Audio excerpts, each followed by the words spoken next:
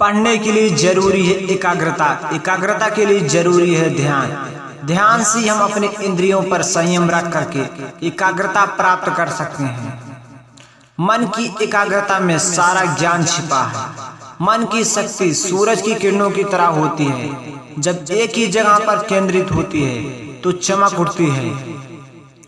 तुम्हें अंदर से बाहर की तरफ विकसित होना कोई तुम्हें पढ़ा नहीं सकता है, कोई तुम्हें आध्यात्मिक बना नहीं सकता है।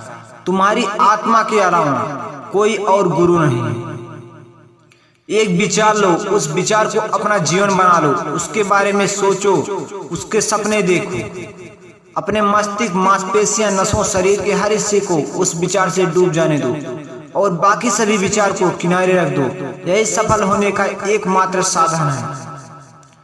एक समय में एक काम करो और ऐसा करते समय अपनी पूरी आत्मा उस काम में डाल दो और बाकी सब कुछ भूल जाओ। पहली बार में बड़ी योजना को मत बनाओ, लेकिन धीरे धीरे शुरू करो। अपने पैर जमीन पर रखो, आगे और आगे की तरफ बढ़ते रहो। जब तक आप अपने काम में व्यस्त हैं तब तक काम आसान होता है, लेकिन आलस्य होने पर कोई भी काम आसान नहीं लगता है। जिस समय जिस काम के लिए प्रतिज्ञा करो, ठीक उसी समय उस काम को करना चाहिए, नहीं तो लोगों का विश्वास उठ जाता है।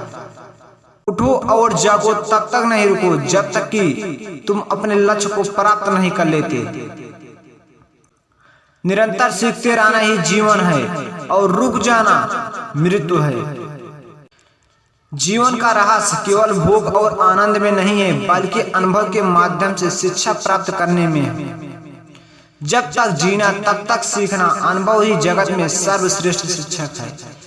जिस शिक्षा से हम अपना जीवन निर्माण कर सकते हैं, मनुष्य बन सकते हैं, चरित्र गठन कर सकते हैं और विचारों का सामंजस्य कर सकते हैं, वही वास्तव में शिक्षा कहलाने योग्य है। हम वो हैं जो हमें हमारी सोच ने बनाया, इसलिए इस बात का ध्यान रखें कि आप क्या सोचते हैं। जो तुम सोचते हो वो बन जाओगे। यदि खुद को कमजोर सोचते हो तो कमजोर हो जाओगे।